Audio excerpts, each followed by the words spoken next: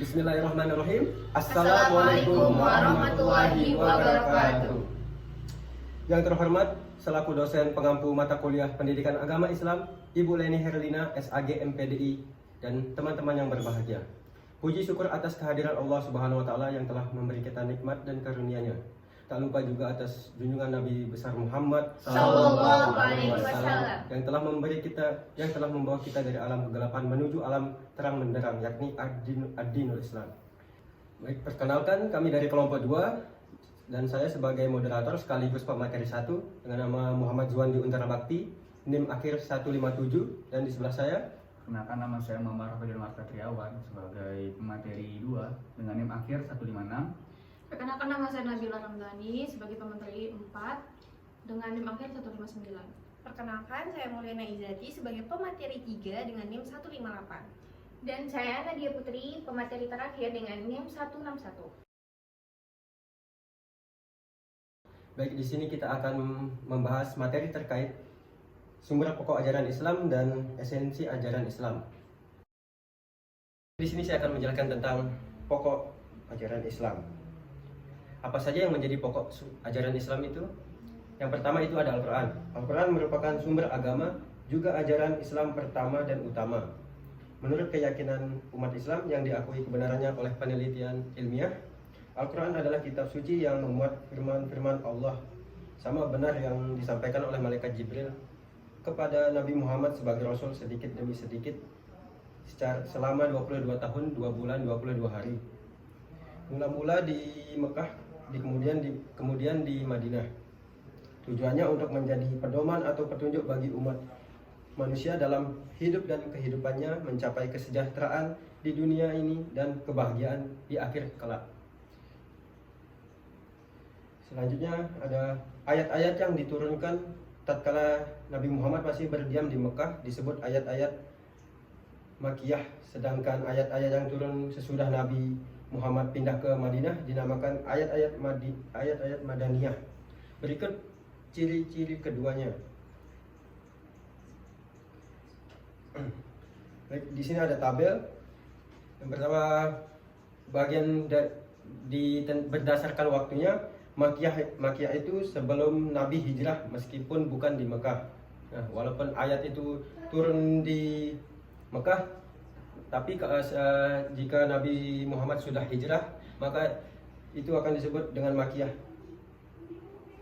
Dan berdasarkan waktu yang Madaniyah sesudah hijrah sekalipun bukan di Madinah. Selanjutnya berdasarkan tempatnya di Mekah dan di sekitarnya, di Mina, Arafah, dan Hudaybiyah. Dan ayat Madaniyah itu di Madinah dan sekitarnya, Uhud, Kuba, dan Salah. Berdasarkan sasarannya, ayat-ayat Makkiyah ditunjukkan kepada penduduk Mekah dan Madaniyah ditujukan kepada penduduk Madinah. Berdasarkan jumlah ayatnya, ayat yang cenderung untuk yang Makkiyah ayatnya yang cenderung pendek, dan untuk Madaniyah ayatnya yang lumayan panjang. Dan berdasarkan tema surat untuk Makkiyah berisi tauhid dan akidah, dan Madaniyah berisi muamalah dan ibadah. Dan berdasarkan gaya bahasanya, bahasa yang kuat dan keras itu untuk Makkiyah, dan Madaniyah bahasa yang agak lembut dan mudah dicerna. Selanjutnya kita ke kandungan-kandungan dari ayat-ayat Makkiyah dan Madaniyah.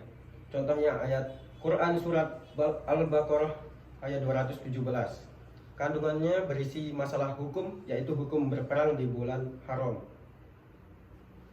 Dan ayat Makkiyah yang kedua itu ada contohnya Quran surah Nuh ayat 1 sampai 3, mengisahkan tentang diutusnya Nabi Nuh dan seruan kepada kaumnya. Dan selanjutnya ada Madaniyah, yaitu ayat-ayat Al-Baqarah surat ayat yang ke-219. Kandungannya belum dijelaskan hukum khamr dan judi secara tegas, tapi sudah dinyatakan bahwa kedua perbuatan tersebut lebih banyak mengandung dosa dan mudarat atau semi haram. Selanjutnya yang dari ayat Madaniyah itu Quran An-Nisa ayat 43. Kandungannya itu tidak boleh sholat dalam keadaan mabuk karena dapat mengganggu dan mengacaukan sholat apalagi berjamaah.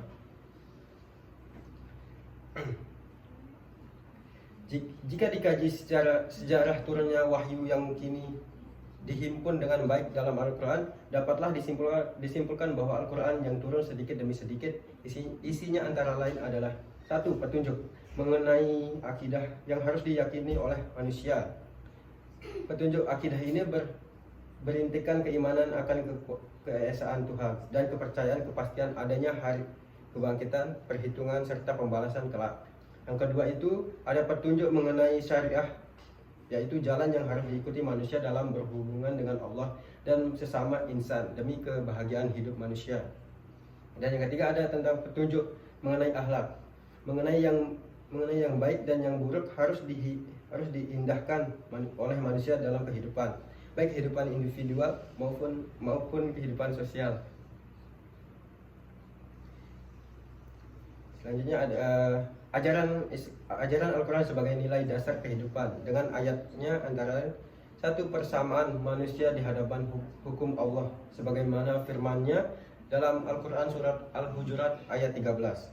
Dan yang kedua ada kemerdekaan manusia dalam memilih sebagaimana firman-Nya dalam Al-Quran sudah tertera di surat Al-Kahfi ayat 29. Dan yang ketiga ada gotong royong dalam Al-Quran surat Al-Maidah ayat 2.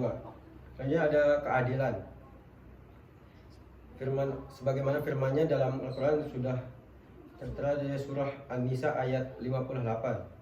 Dan selanjutnya ada tentang lemah lembut dan bermusyawarah, ditegaskan dalam Al-Quran surah Ali Imran ayat 159. Dan selanjutnya ada amar ma'ruf nahi munkar, sebagaimana ditegaskan oleh Allah Subhanahu wa taala dalam Al-Quran ayat Ali Imran ayat 104. Baik, selanjutnya akan dijelaskan oleh rekan saya. Baik, saya akan menjelaskan materi selanjutnya terkait tentang hadis. Hadis adalah sumber kedua agama dan ajaran Islam. Apa yang telah disebut dalam Al-Quran atau dijelaskan atau diperinci lebih lanjut oleh Rasulullah dengan sunnah beliau. Karena itu, sunnah Rasul yang kini terdapat dalam hadis merupakan penafsiran serta penjelasan autentik tersah dapat dipercaya sepenuhnya tentang Al-Quran. Sebagai sumber agama dan ajaran Islam, Al-Hadis mempunyai peranan penting setelah Al-Quran. Al-Quran sebagai kitab suci dan pedoman hidup umat Islam diturunkan pada umumnya dalam kata-kata yang perlu dirinci dan dijelaskan lebih lanjut agar dapat dipahami dan diamalkan. Hadis itu sendiri lahir berdasarkan wahyu Allah juga, sebagaimana yang tertuang dalam Al-Quran. Yang pertama, surat Al-An'am ayat 50 yang artinya, katakanlah Muhammad, aku tidak mengatakan kepadamu bahwa perbendaharaan Allah ada padaku, dan aku tidak mengetahui yang gaib, dan aku tidak pula mengatakan kepadamu bahwa aku malaikat. Aku hanya mengikuti apa yang diwahyukan kepadaku. Katakanlah, apakah sama antara orang yang buta dengan orang yang melihat? Apakah kamu tidak memikirkannya? Lalu yang kedua ada surat An-Nisa ayat 113 yang artinya, dan kalau bukan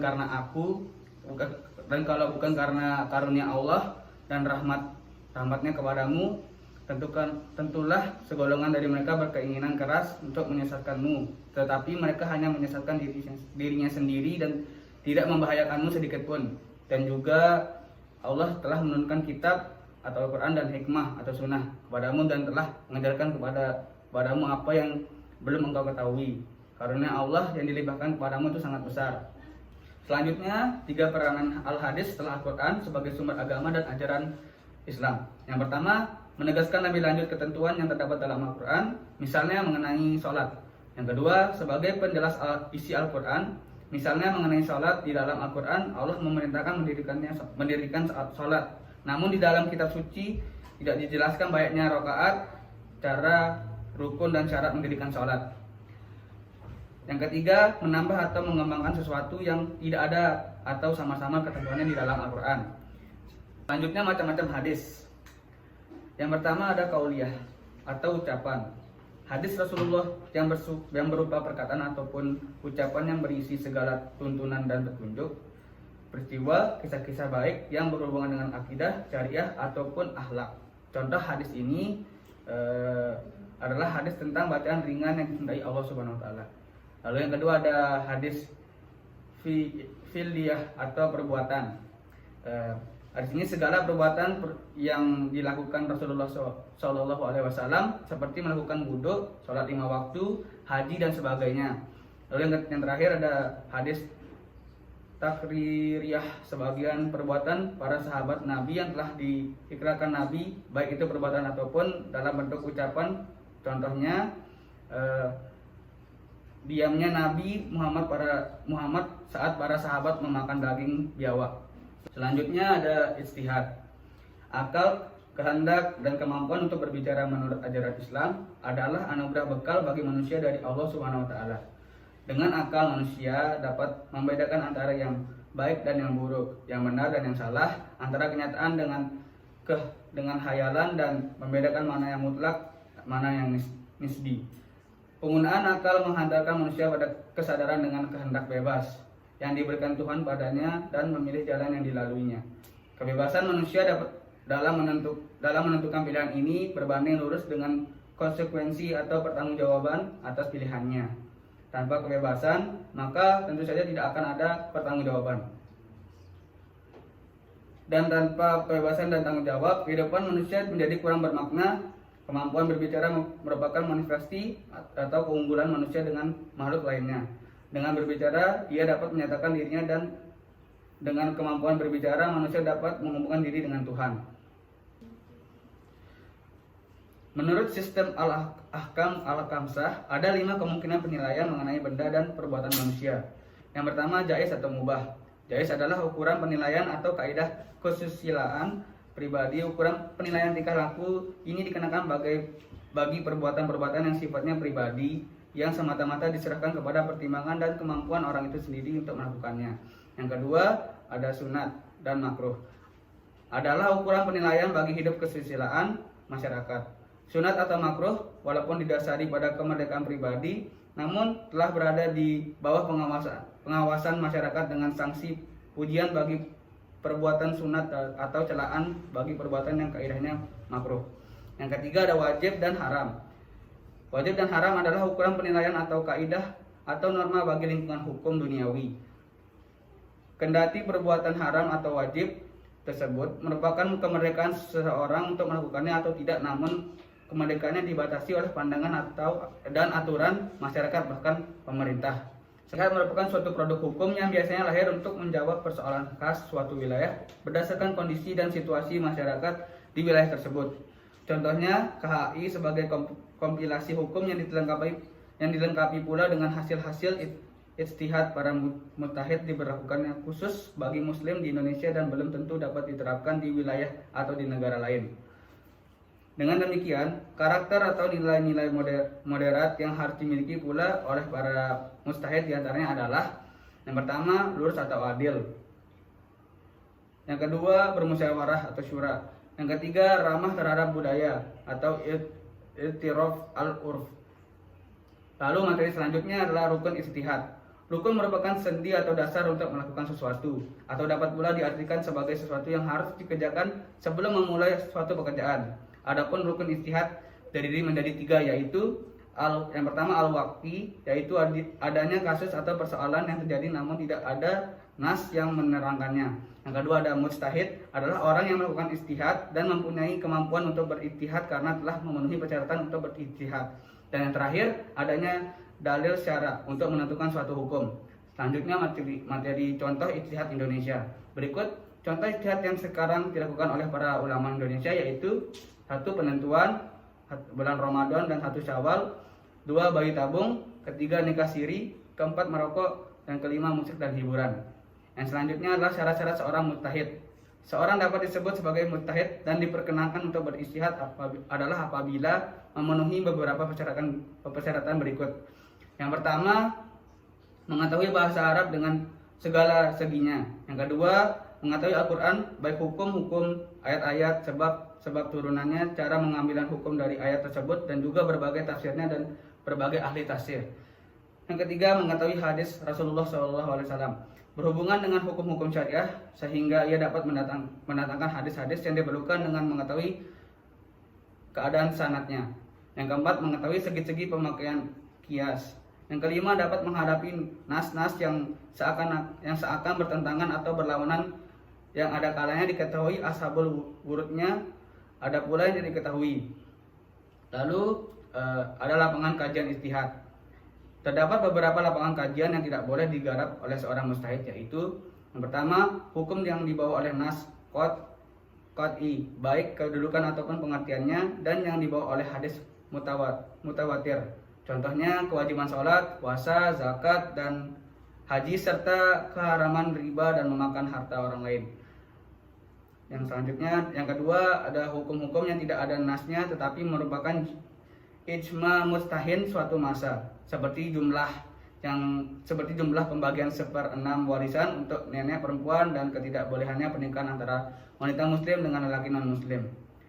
Adapun lapangan kajian yang diperbolehkan jadi objek dan kajian ijtihad adalah yang pertama, lapangan yang dibawa oleh nas yang zani atau baik dari segi kedudukannya maupun pengertiannya. Yang kedua adalah lapangan yang dibawa oleh nas yang kati kedudukannya namun zani pengertiannya dari Al-Quran maupun hadis, dan objek ijtihadnya adalah dari segi pengertiannya saja.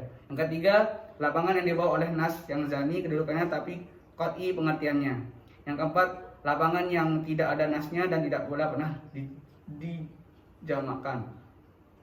Selanjutnya akan dijelaskan oleh teman saya, Mulyana Izati.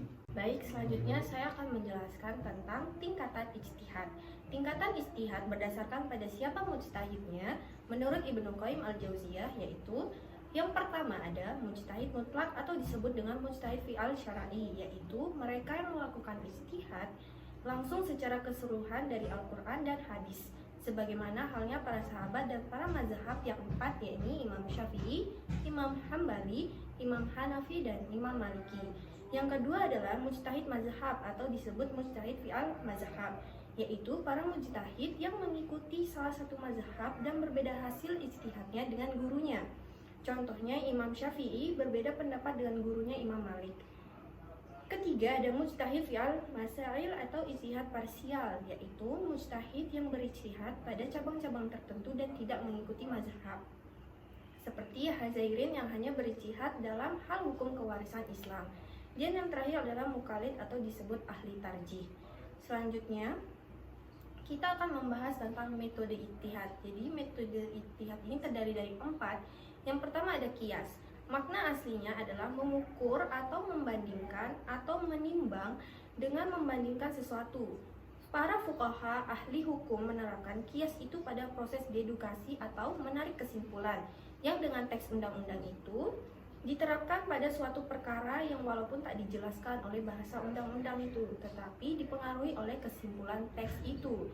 Singkatnya, qiyas itu dapat dirumuskan menarik kesimpulan dengan analogi. Misalnya, ada suatu perkara yang harus diputuskan yang terang-terangan tak tercantum dalam Al-Quran dan hadis. Lalu, hakim mencari dalam Al-Quran atau hadis perkara yang serupa dengan itu. Dan dengan menarik kesimpulan atas dasar analogi, sampailah ia pada suatu keputusan. Menilik hal tersebut, maka hukum qiyas yang dihasilkan oleh suatu generasi dapat ditolak oleh generasi berikutnya. Yang kedua ada istihsan dan istislah. Istihsan adalah menganggap baik suatu barang atau menyukai barang menurut para ahli hukum, berarti menjalankan keputusan pribadi yang tak didasarkan atas qiyas, melainkan didasarkan atas kepentingan umum atau kepentingan keadilan menurut mazhab Hanafi. Jika suatu hukum qiyas tak dapat diterima karena ini bertentangan dengan aturan keadilan yang lebih luas, atau karena ini bukan kepentingan kesejahteraan umum, dan orang yang dikenakan hukum qiyas itu barangkali akan mengalami kesusahan yang tak semestinya, maka hakim diperbolehkan untuk menolak hukum qiyas. Dan sebagai gantinya ia boleh mengambil aturan yang berguna bagi kesejahteraan umum atau aturan yang seirama dengan aturan keadilan yang lebih luas. Metode ini khusus dikerjakan oleh mazhab Hanafi, tetapi karena adanya perlawanan kuat dari pihak lain, hukum istihsan ini tak berkembang meskipun prinsip yang menjadi dasar hukum istihsan ini amat sehat dan selaras dengan jiwa Al-Quran. Dalam mazhab Maliki, aturan semacam itu juga dipakai yang oleh mazhab ini disebut istislah, artinya suatu hukum yang diambil dengan menarik kesimpulan atas dasar pertimbangan kesejahteraan umum. Selanjutnya ada istidlal. Istidlal yaitu menarik kesimpulan suatu barang dari barang lain.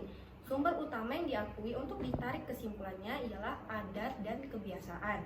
Demikian pula undang-undang agama yang diwahyukan sebelum Islam diakui bahwa adat dan kebiasaan yang lazim di tanah Arab yang tidak dihapus pada waktu datangnya Islam mempunyai kekuatan hukum. Demikian pula adat dan kebiasaan yang lazim di mana-mana jika ini tak bertentangan dengan jiwa ajaran Al-Quran atau tak terang-terangan dilarang oleh Al-Quran juga diperbolehkan karena menurut peribahasa para ahli hukum yang sudah terkenal, diizinkanlah sesuatu atau al-ibahatu adalah prinsip asli.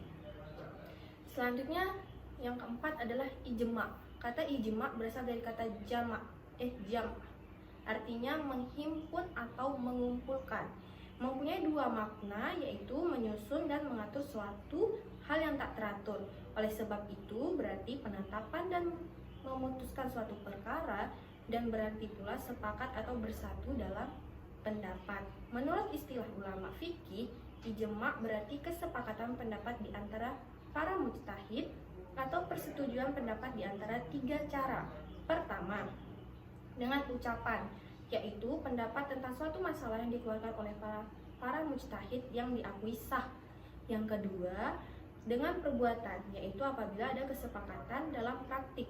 Dan yang ketiga adalah dengan sukut diam, yaitu apabila para mujtahid tak membantah suatu pendapat yang dikeluarkan oleh salah satu atau beberapa mujtahid.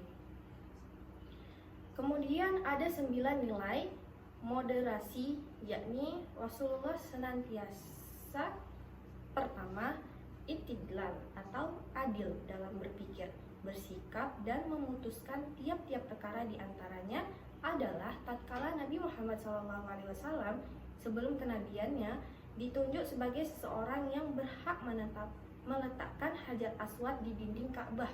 Beliau dengan keadilannya meminta tiap pemimpin suku atau kabilah turut serta dalam proses peletakan tersebut, sehingga setiap orang yang merasa bangga dan puas dengan andilnya.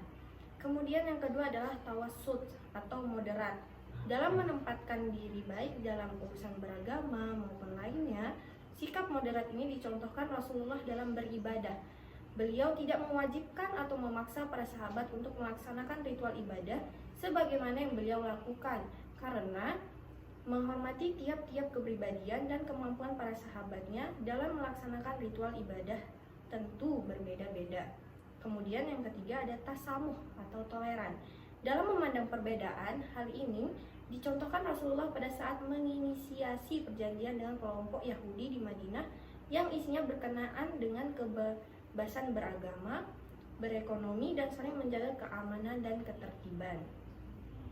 Kemudian yang keempat adalah syura atau musyawarah. Dalam menyelesaikan persoalan, tentu Rasulullah SAW senantiasa mengedepankan asas musyawarah mufakat dengan para sahabatnya. Hal tersebut berdasarkan riwayat Abu Hurairah. Selanjutnya yang kelima adalah qudwah atau kepeloporan. Dalam sejarahnya, Rasulullah adalah pelopor lahirnya deklarasi hak asasi manusia sebagaimana tertuang dalam Piagam Madinah, piagam yang mengatur persaudaraan antara kaum muhajirin Mekah dan Ansor Madinah serta hubungan dengan kelompok Yahudi serta kelompok non-muslim lainnya yang tertuang dalam 47 pasal berkenaan dengan masalah kebebasan beragama, perekonomian politik, keamanan, dan ketertiban. Terus yang kelima adalah islah atau reformasi. Rasulullah SAW ketika berada di Madinah setelah hijrah mendamaikan antara Bani Aus dan Khazraj yang telah lama bertikai. Islah yang dilakukan Rasulullah dan umat Islam biasakan dalam kehidupan sosialnya sesungguhnya adalah sebagai bukti ketaatan atas firman Allah dalam surah Al-Hujurat ayat 10. Selanjutnya yang ketujuh adalah al-la'unf, artinya anti atau kekerasan.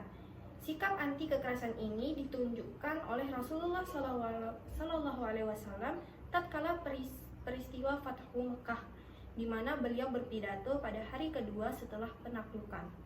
Yang kedelapan adalah Isyqaq Tiraf al-Urf atau ramah terhadap budaya. Dalam sebuah riwayat dikisahkan bahwa Rasulullah menghormati atau dengan tidak melarang kebiasaan di antara sahabatnya yang memakan daging dam. Meskipun beliau sendiri menegaskan bahwa daging tersebut bukanlah makanan beliau. Selanjutnya yang terakhir adalah muwatonah atau cinta tanah air. Dalam usaha menjaga keutuhan bangsa, keseluruhan nilai moderasi tersebut terangkum dalam ajaran Al-Quran sebagai nilai-nilai dasar kehidupan manusia. Kesimpulannya adalah hadis menjelaskan bukan karena Al-Quran tidak jelas. Hadis menegaskan bukan karena Al-Quran tidak tegas. Hadis menambah samar-samar di Al-Quran bukan karena Al-Quran tidak sempurna. Kemudian kita akan membahas bab 3 tentang esensi ajaran Islam yang terdiri dari 3. Yang pertama adalah akidah, yang kedua syariah, dan yang ketiga adalah akhlak. Saya akan menjelaskan tentang akidah. Islam memiliki sistem keyakinan yang mendasari seluruh aktivitas pemeluknya yang disebut akidah Islam. Dari segi bahasa, akidah berarti sampul, ikatan, atau perjanjian yang kokoh. Adapun menurut istilah, akidah merupakan keyakinan yang tersimpul dengan kokoh dalam hati, bersifat mengikat dan mengandung perjanjian. Karenanya, akidah merupakan ikatan dan simpul dasar Islam yang pertama dan utama sebagaimana yang tertuang dalam Al-Quran Surah An-Nisa ayat 136 yang artinya adalah, wahai orang-orang yang beriman, tetaplah beriman kepada Allah dan Rasul-Nya dan kepada kitab yang diturunkan kepada Rasul-Nya serta kitab yang diturunkan sebelumnya. Barang siapa ingkar kepada Allah, malaikat-malaikatnya, kitab-kitabnya, Rasul-Rasulnya, dan hari kemudian, maka sungguh orang itu telah tersesat sangat jauh. Kemudian, ruang lingkup pembahasan akidah. Ruang lingkup pembahasan akidah yang pertama adalah ilahiyah. Ilahiyah yakni membahas tentang segala sesuatu yang berhubungan dengan Allah, seperti wujud, nama-nama, sifat-sifat, kehendak-kehendak, atau dengan kata lain segala yang datang dan berkenaan dengan Allah Subhanahu wa Ta'ala. Kemudian yang kedua adalah nubuwah, membahas tentang segala sesuatu yang berhubungan dengan Nabi dan Rasul, termasuk pula tentang kitab-kitab Allah yang diturunkan kepada para Nabi dan Rasul seperti Taurat, Injil, Zabur, dan Al-Quran. Membahas pula tentang mukjizat dan segala sifat kenabian mereka. Yang ketiga adalah ruhaniyah atau alam metafisik, berkenaan dengan malaikat, jin, iblis, setan, roh, dan lainnya, meyakinkan bahwa mereka ada dan diciptakan oleh Allah Subhanahu wa Ta'ala.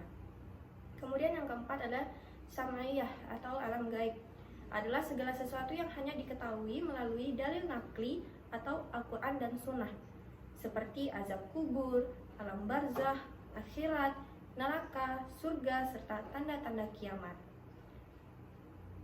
Kemudian peran dan fungsi akidah. Apa sih peran dan fungsi akidah dalam kehidupan manusia? Peran dan fungsi akidah dalam kehidupan manusia yang pertama adalah menuntun dan mengemban dasar kebutuhan manusia sebagai makhluk ideologi atau makhluk dengan potensi keberagaman. Yang kedua, memberikan ketenangan dan ketentraman jiwa. Hal tersebut dimungkinkan karena seorang yang meyakini kekuasaan dan kasih sayang Allah akan menghantarkan kepada sikap prasangka baik terhadap ketetapan Allah Subhanahu wa Ta'ala dalam tiap urusan makhluknya, sehingga menghantarkan pada sikap sabar dan tawakal serta rasa syukur. Yang ketiga adalah memberikan pedoman hidup yang pasti. Kemudian, ketiga peran dan fungsi utama akidah tersebut sudah tentu idealnya menghantarkan manusia pada perilaku hidup sehat, baik secara pikir maupun zahir. Contohnya yang pertama secara individual. Seorang muslim dapat menjadi contoh kepribadian yang baik atau qudwah kepada siapapun tanpa pilih-pilih. Yang kedua, secara sosial. Seorang muslim dapat menunjukkan kecerdasan sosialnya berupa penghormatan terhadap adanya perbedaan sebagai sunatullah atau toleransi atau tasamuh. Dan yang ketiga adalah sebagai anggota masyarakat bangsa yang majemuk, memosisikan diri sebagai pemersatu bangsa dengan menunjukkan sikap lurus atau i'tidal, yaitu tidak melakukan perbuatan yang tidak disukai apabila terjadi pada diri sendiri atau kelompok kepada orang lain maupun kelompoknya. Selanjutnya, materi selanjutnya akan disampaikan oleh rekan saya, Nabila Ramdhani. Baik, di sini saya akan menjelaskan mengenai syariah. Syariah menurut bahasa adalah tempat jalannya air atau the path of the workplace. Yang sedangkan menurut istilah berarti sebuah jalan hidup yang ditemukan oleh Allah Subhanahu wa taala, yang dimana jalan hidup ini terdapat seperangkat aturan tentang bagaimana sih manusia itu menjalankan aktivitasnya sebagai seorang muslim. Agama Islam sebagai sebuah whole way of life atau keseluruhan jalan hidup adalah panduan bagi muslim yang kemudian diaplikasikan dalam bentuk hukum, norma, politik, ekonomi, dan konsep hidup lainnya. Dalam syariah dibagi menjadi dua, yaitu karakteristik syariah Islam dan klasifikasi syariah, yang dimana karakteristik syariat Islam dibagi lagi menjadi tiga, yaitu pertama, sesuai dengan kebutuhan manusia dan mudah dilaksanakan sebagaimana dengan surah Al-Baqarah ayat 246. Yang kedua, syariah yang berupa ibadah wajib diterangkan secara terperinci sehingga tidak memerlukan perubahan apapun. Yang ketiga, sesuai dengan fitrah dan nalar manusia. Selanjutnya, klasifikasi syariah itu dibagi menjadi dua. Yang pertama itu ada ibadah dan yang kedua ada muamalah. Yang pertama, ibadah berarti bukti ketaatan manusia terhadap konsekuensi dari keyakinan kepada Allah yang tercantum dalam kalimat syahadat. Di sini ibadah dibagi menjadi dua. Yang pertama, ibadah madlah, yakni yang terhimpun dalam rukun Islam. Yang kedua, gairul madlah berupa hubungan manusia antar manusia, hewan, tumbuhan maupun alam. Yang kedua, klasifikasi syariah muamalah. Muamalah adalah peraturan hubungan antar manusia baik dalam kaitan perdata dan pidana. Cakupan bidang muamalah itu dibagi menjadi 4. Yang pertama, munakahat atau hukum keluarga. Contohnya hubungan pertalian darah seperti perkawinan, perceraian, perwalian, nafkah, dan lain-lain. Yang kedua, jinayat hukum pidana. Contohnya segala tindakan yang dilarang seperti zina, kisos, ziyat, kafarot, pembunuhan, pencurian, minum-minum keras, murtad, khianat, dan lain-lain. Yang ketiga, siasah politik, ketatanegaraan maupun kemasyarakatan. Contohnya persaudaraan, musyawarah, keadilan, gotong royong, kebebasan, toleransi, bertanggung jawab sosial. Dan yang terakhir, yang keempat, hukum ekonomi dan keuangan. Contohnya seperangkat norma aturan yang mengikat yang ditetapkan oleh lembaga-lembaga berwenang berdasarkan prinsip bersyariah berdasarkan Al-Quran dan Sunnah. Sekian dari saya. Untuk materi selanjutnya akan dijelaskan oleh Nadia Putri. Baik, di sini saya akan menjelaskan tentang akhlak. Akhlak berasal dari kata khulukun yang berarti perangai, tabiat, dan adat. Adapun menurut istilah Ibnu Miskawai dalam kitabnya Tahzibul Akhlak menyebutkan bahwa akhlak berarti keadaan jika seseorang yang mendorongnya untuk melakukan perbuatan tanpa melalui pemikiran dan pertimbangan. Standar yang digunakan dalam menentukan baik dan buruknya akhlak adalah Al-Quran dan hadis. Seringkali dikaitkan dengan ilmu dan filsafat, maka standar baik dan buruk ditentukan oleh akal yang bersifat umum. Adapun macam-macam akhlak yaitu macam-macam akhlak yang dilihat dari objeknya. Yang pertama, akhlak kepada Allah.